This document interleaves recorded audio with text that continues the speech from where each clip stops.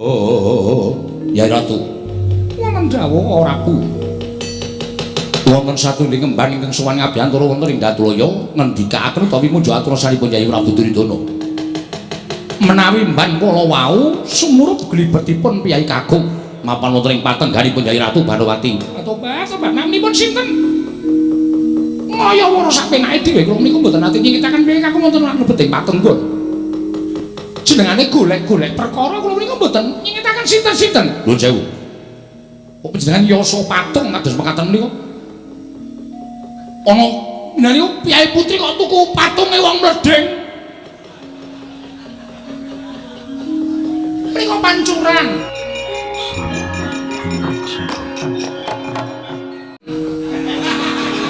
Pancuran iki namung kemawon dereng kula damel blumbang kinarya pesabaning para Sato Winaka ora Bu. Oh iya sampun, sampun. Mangke wonten saking mriki menika mijil toyanipun. Lajeng mantur ngaten dumugi wonten ing kolam. Waduh. Sepatus dados asri Taman Negari ing Katilengleng. Oh iya sampun, iya sampun.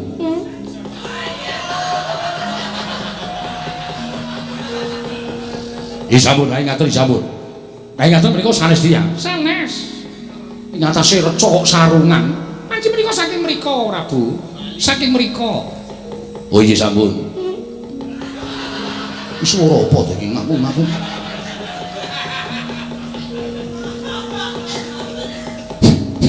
Mangapunten.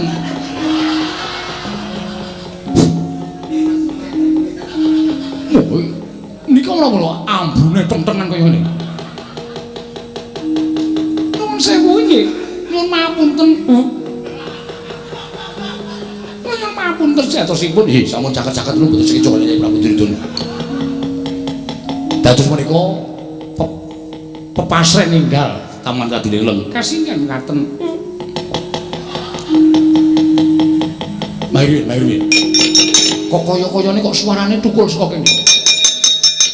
Ngak-nguk.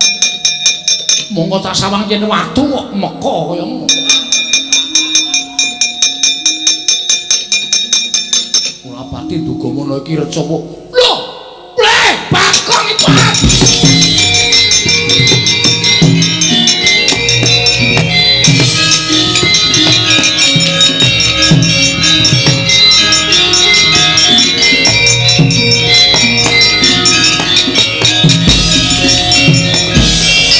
Menungso ora tatanan.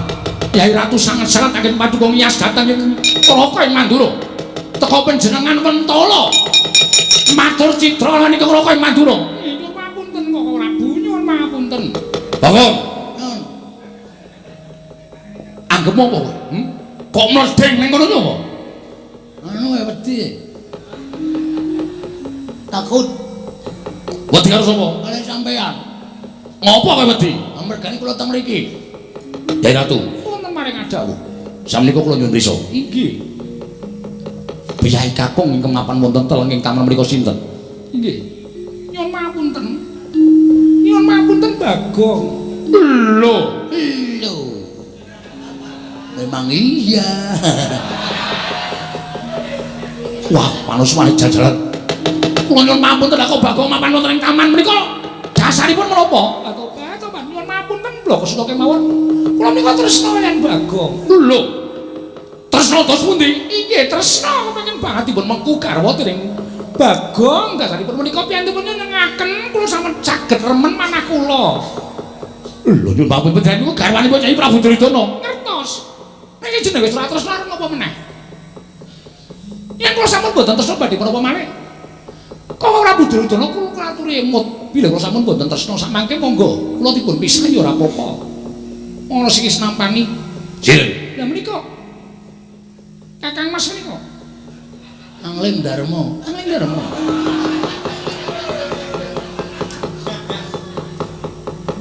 Lho nyuwun pamunten kula tak rembugan karo Bagong. Ya pamunten rembugan kali kula. Lho nyuwun pamunten kula tak rembugan karo Bagong. Diajeng wonten dawuh edan basa barang lho. Nek aturi tindak ana ing mburi. Inggih. Namun menawi panjenengan mangke Kakang Mas menapa-menapa ora usah piye-piye to, santai. Aku ora apa-apa. Apa sing wis diucapake sumpah di antara kita? Panjenengan sakit, kula sakit, panjenengan pejah, kula pejah. Ah, berarti nek aku dipateni Prabu Baladewa, kowe golek dalaning pati. Sendika ngesaken dawuh, Lenggah wingking. iki Santai. iki Pripun, Den? anggap apa kowe tekan kene? Anu ngumbake kathok.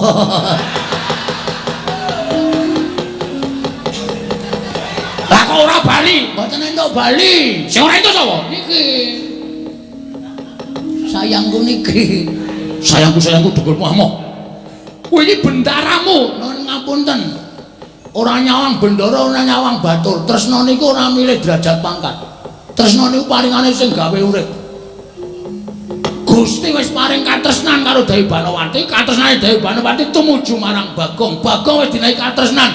Wis padha-padha tresna. Ana dine kejaba mung kudu dijawabke. Ning kowe kudune melek. Melek iki kan mau. Kowe melek oh ya Yayi Ratu Banawati garwane Yayi Prabu Duryudana. Mang takoni Banawati tresna mboten Yayi Duryudana. Pun mboten tresna. Tresna niku iso luntur. Lho, arep dinaik duit pirang-pirang arep dinaik derajat pangkat bebasan nganggo emas, nganggo apa nyamping mas ginepeng. Ning nek pancen atine ora tentrem, atine ora seneng, ora tresna, pripun? Aja napa sampean? Lho, mboten lho niki kenyataan. Kenyataan. Dadi mboten sapripun-pripun. Pun panjenengan mboten sang gagas Prabu Duryudana, saniki panjenengan tak dadekke seksi. Saksi apa? Ijab kula. Lho. Wedan kowe. Soalnya kula dereng gadah seksi. Dan Semar Semara gelem tak kon seksi, mesti ora setuju kula entuk Banawati. Mergo kula nek mukti garang Petruk Sumantri ora seneng. Mula kula golek seksi sampean mawon. Edan kowe. Mboten edan iki kenyataan. Ayo kowe bali. Kowe bali. Bali teng pundi? Nang omahmu. Kowe ora gelem bali aja kelakon tutur. Gelandang nenggala kowe. Woi. Kang Mas, ngatos-atos Kang Mas. Santai, santai.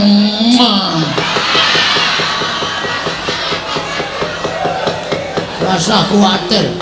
Ora usah wedi kowe, Dik.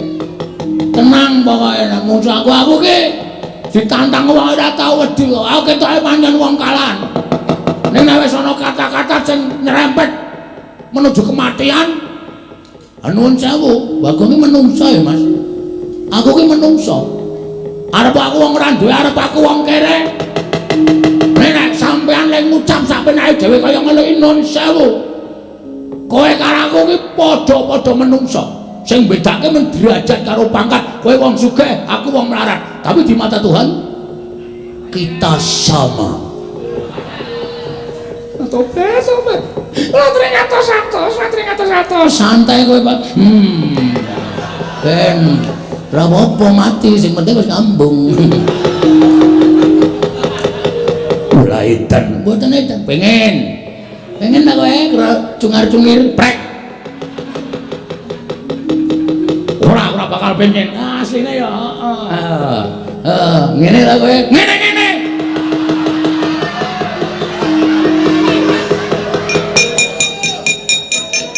Jengkolmu melocot kuwi. Bola dewe ki wis menep. Menep kok nek ngerti kanan kaya ngene iki ya tetep. Deng piye? Ayo piye? Sae ngejawab apa? Bagong ora gelem bali sing ngono karo itu aja lakon tutuk kroyok Kurawa golek papan sing jembar Prabu Baladewa.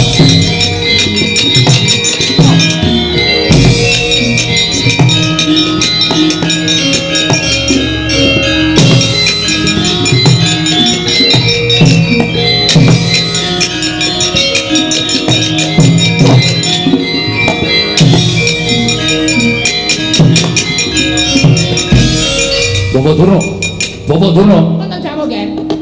Kula caosi prisa. Lho, wonten menapa kok panjenengan sajake kok gugup kados mekaten menika?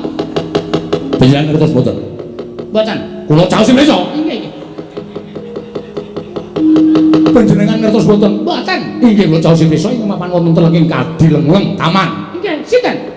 Menapa sampun pinanggih kalian Kyai Kakung badhe ngebang dhateng pun Gusti Ayu Dewi Banawati? Sampun. Sinten? Panjenengan kula kandhane mesti kaget. Mangke.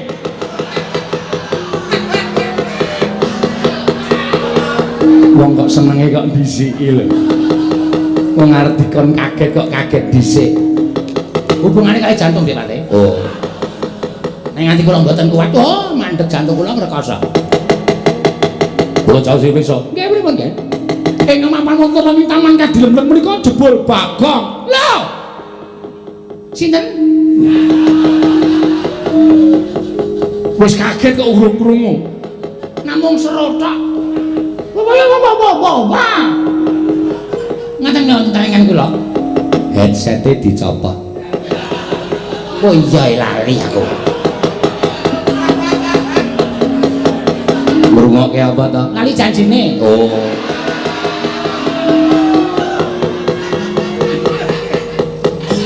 Lagu kaya ngono kok diapalke ra.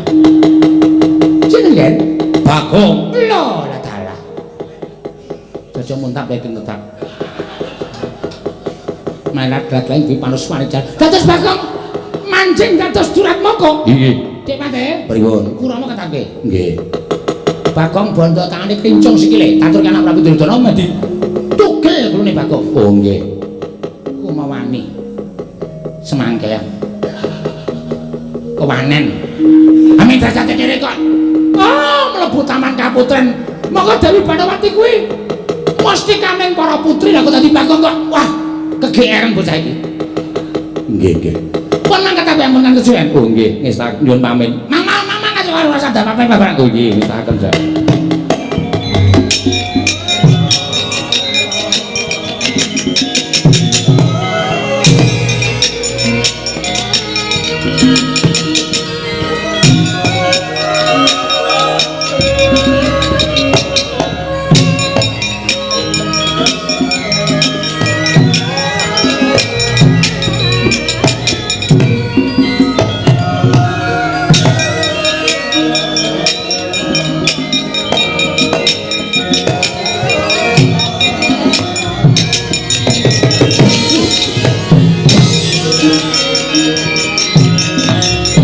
Wali kuandeng.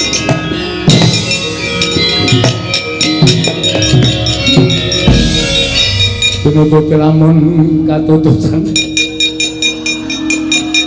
Lamun mangsa prawira tiktaya, prawira tiktaya.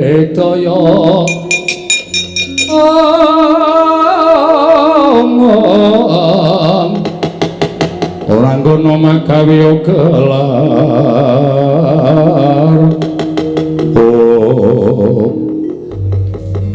Wong pinter ora kaya Bagong mlaku mundur barang kok wangun. Kuwale. Iya. Ora tok kandhane aku mundur terus iki mau. Iya. Ndara Kartomarma Dasar Purnyata. arep napa mrene? Lho ku sik kowe ora basa karo aku. Aku ki pangeran Pati. Kowe ming batul. Salah kowe. Aku calon Nalendra Ngastina. Entuk ketemu pirang perkara. Pirang-pirang. Untuk pirang-pirang aku. Separuh tak singgahke, separuh tak dol. Perkarane kuwi. Pirang-pirang. Aku ki wong kere perkaraku pirang-pirang. Utang duwe. Masalah rutangga duwe. Masa jawab aku salah? Ketemu pirang perkara ki dasarmu apa pawadanmu apa? Ngene tak omongi Kartomarma. Iya. Dewi Banawati, Prameswari negara Ngastina. Iya. Kuwi tresno karo aku. Lho. Tresno karo kowe. Asli yakin. Lah aku arep diangkat dadi ratu. Lho. Ratu ngendi? Ratu Ngastina. Yen ngono kareng gelimpangke Prabu Duryudana. Nek kuat. Lah aku cuma tak pancal. Wong edan ra tatanan. Pancen mau edan ana sing tatanan. Nek tatanan dudu wong edan. Saiki ngene. Aku ngono. Lho. Iki jane iki omongane gathuk ora. Kowe mesti mumet musuh aku. Wah. Cah cerdas e. Nyepelekke ora. Ora nyepelekke. Kowe bali ora? Ora. Ora gelem bali. Oh, bila domonge wis ora kok. Dibaleni meneh ora gelem bali. Ora gelem bali ya ora bali. Aku tegel karo kowe. Masa? Kuwi dudu nggonmu. Ya nyileh si Dela. kowe gelem bali apa ora? Walik kowe sing kudu. Ndek, kowe sing ngomong. Ora. Aku sesuk ora gelem, saiki ora gelem. Ora gelem kendarat siramu. Ayo, jajal nang kene. Kartomarmara Bagong menang sapa? Aja ngluputke aku yen kowe tekaning pati. Ayo nek pancene sapa pancen ana Bagong.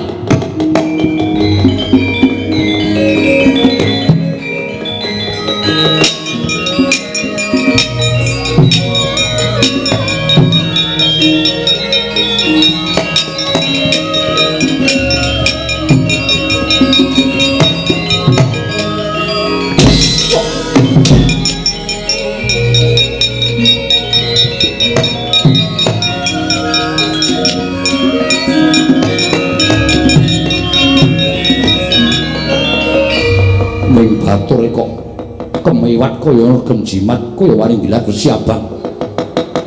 Antem siramu pisan gletak. Tangyo. Yen pancen kuwi didaya Tangyo. Tangyo kuwi pono kawaning Semar kok mingsak jotosan tekaning pati. Ora seret nyawamu. Wah, semoga semute kene. Lha itu lho. Kene wedi. Tabusi kaya ngono kowe mlayu Kartomar. Ayo ngejak pirang dina ora aku iso mateni aku bumi langit tangkep Kartomar.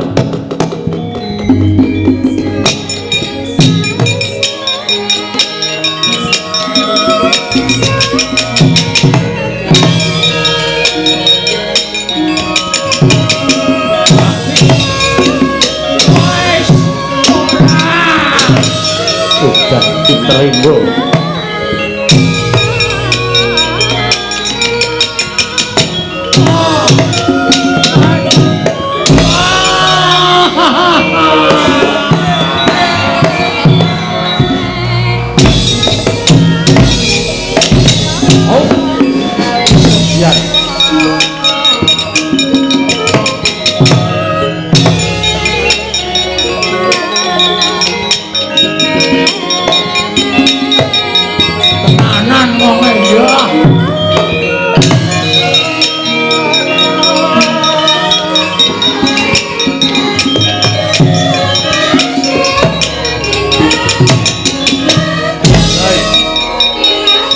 Apa tenan? No.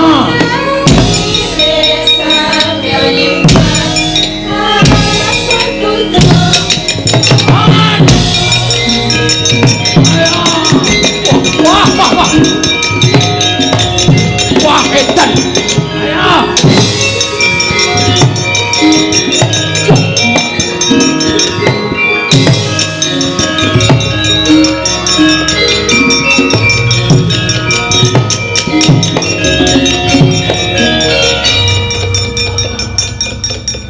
Ngapa nga? Puman mboten ajeng perang lho. Kok ora perang apa? Wong mungsuh Bagong kok mundur. Sampeyan mboten ngerti tandange Bagong. Jiji. Gilani. Lah piye ta? Perang kali kula tak antem ora dirasake bareng gelem males nubruk awak kula. Apa member rai kok didilati.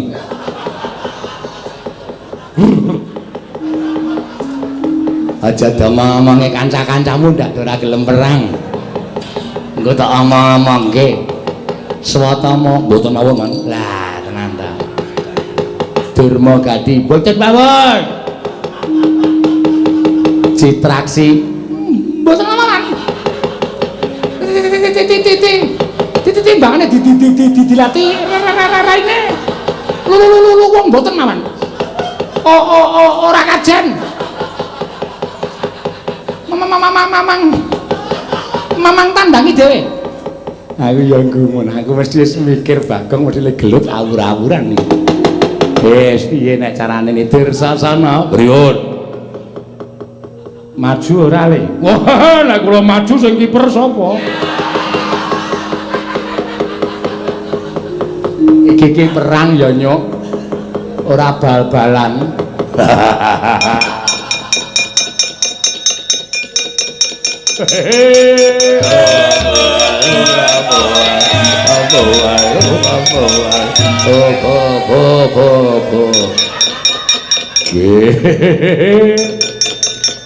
Mungsuhe sapa man? Sidane sing nyolong teng Taman Sari sinten? Kowe tak kandhani aja kaget ya nggih. Sapa? Sing didelikke Gusti Muayu Banowati. Ya kuwi Sapa, Pak? Baga. Ron. Baga. Ron. Baga. Bagong. Iya. Bagong Ponokawan. Eleng-elenge ra jamak-jamak. Kartomarmo gelut karo Bagong, jarine Kartomarmo ngantemi Bagong ora apa-apa. Lembales Kartomarmo ditubruk didilati raine. Aduh, malah omong aku. Oh, jiji. Mulai wae. Iya to ya. Aku ki mengi ngomong malah ngomong dhewe. Anak Prabu Baladewa Kakang Durna. Pripun nggih, Pak? Sampeyan kepasrahan nyekel Bagong napa mboten tumandang karo nek cara kula ngisini-sini. Ah, manus maning jajaran sepertan bawana iblis anak. Bagong ajeng kula tegeli. Nggih, monggo mawon nek ora ditegeli ndak tuman. Kula ajeng nggawa Kyai Cunda Manik. Mun monggo arep nggawa napa-napa sak karep sampeyan. Bagong, kowe ora gelem bali saka taman kang dilem negara Ngastina. Apa kira-kira kowe kuat nadahi Cunda Manik, Bagong?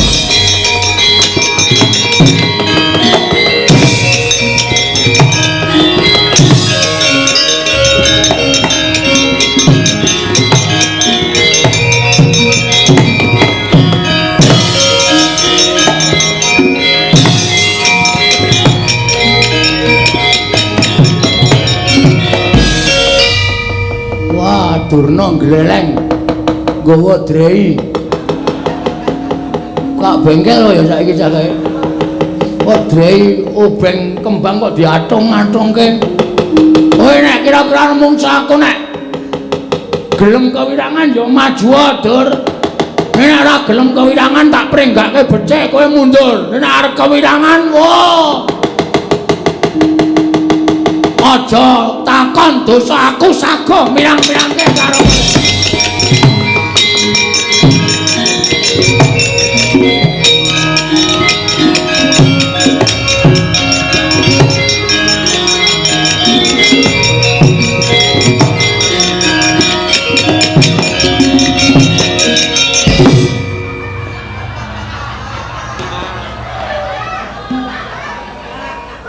Aku kok ya tau weruh pemandangan iki ya. Nendi terus kapan? Kok kaya tidak asing.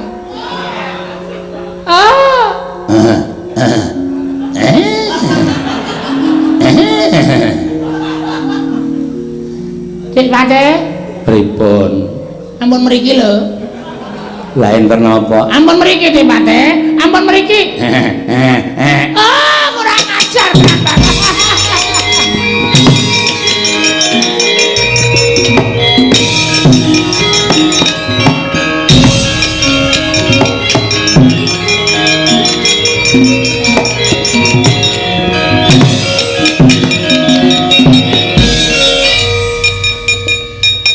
Raine pucet. Oh, kewirangan. Kewirangan pripun? Kula mboten Cunda Manik. Nggih. Bayangan kula Bagong mesti mati, ora bakal iso nadahi Cunda Manik. Nggih. Bareng kula tekan rika. Pripun mbok diceritani? Kok Bagong niku malih jaran. Lho, Bagong. Nggih. Mongko mleding. Oh. Kaya tawani lho. Saking senenge sampeyan. Kula weruh kahanane jaran niku kaya bali jaman nom biyen. Bentuk ya ora kaya ngono niku. Nggih. Wis isin kula Pate, isin kula tak bali teng Somalkila mawon. Pundi? Sokalima. Kok Sukalim Sumakila piye? Sukalima. Nggih kula tak wangsul teng Sokalima mawon Pate.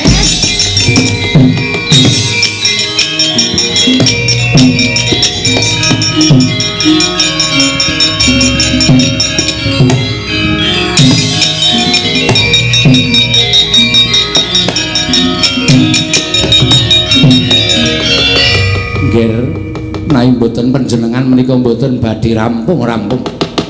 Kula senganggaken dhateng anak Prabu Baladewa. Bagong. Ora kena dipringake becik. Ora gelem bali marang bali wis mawa takon tos aku mentolo karo glandang mengko kok dadi marang.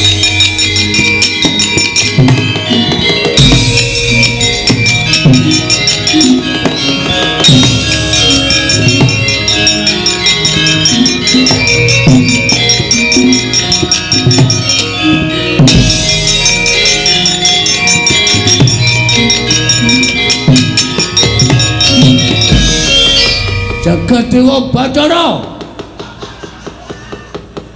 ya jagat pangestungkara telih Mandrajaya Dewa nantang karo Prabu Baladewa ora gawe kewirangan Tobat kok Prabu sampun ngatos Prabu Prabu nyuwun pangapunten Bathara kok Prabu sampun dipun pejani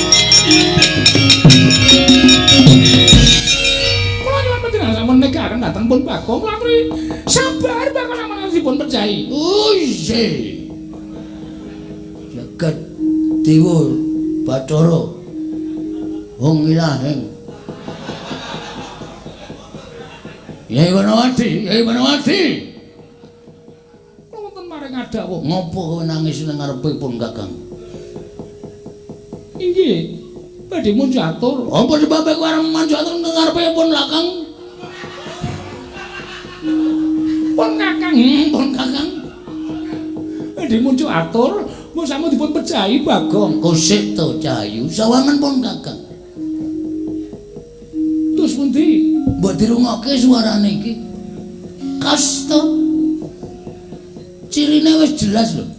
Lho, batu.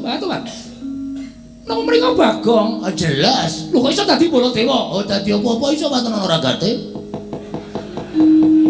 Santai wae. Lah kesanipun kados pundi kok wujud Baladewa? Arep anggo nandingi karo Prabu Baladewa men isen mungsuh Bagong. Minggiro. Ngasuh kono. Inggih. Adus. Inggih. Ya, Inggih. Ceramas. Inggih. Men wangi rambute. Ampak ya. Men supaya wangi. Inggih ngersakaken dawuh. Siram nganggo banyu anget. Inggih. Ayo, Banawati. Kula wonten dawuh goleke gaman. Oh inggih. Anggo ngembari karo Prabu Baladewa. Inggih ngersakaken dawuh. Menika. Iki ra hanger. Sanes menika cluret. Oh iya, ning kok kaya ora wangun Baladewa. Lha liyane. Inggih. Menika. Iki opo Banawati? Mohon perhatian.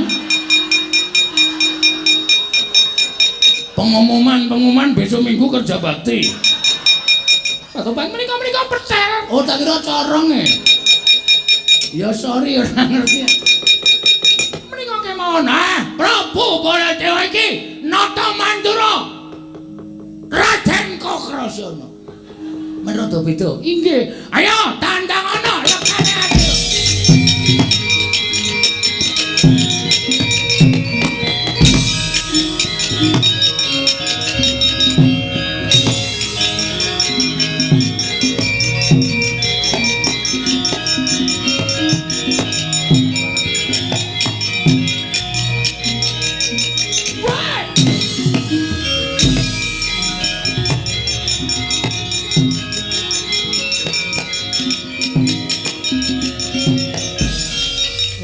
Suwane jajaran ate iblis lanat iki sapa iki? Aku ngedhep kaca iki piye iki? Tepungke wae. Narendra Mandura Prabu Baladewa. Lho, edan. Edan iki Ora edan iki tenan Baladewa tenan. Lah iki suarane kok iki ra Bagong iki. Oh. Lho kok dadi Baladewa? Lho kesewan sandangan wayang wong. Ora edan. Iki kowe ngembari karo aku. Tak kembari wae. Mati dening nenggala. Mohon perhatian. Mohon perhatian apa? Aku duwene gaman mencorong iki. Wis gelem iki ra gelem ya. Wah, mati teh mati bareng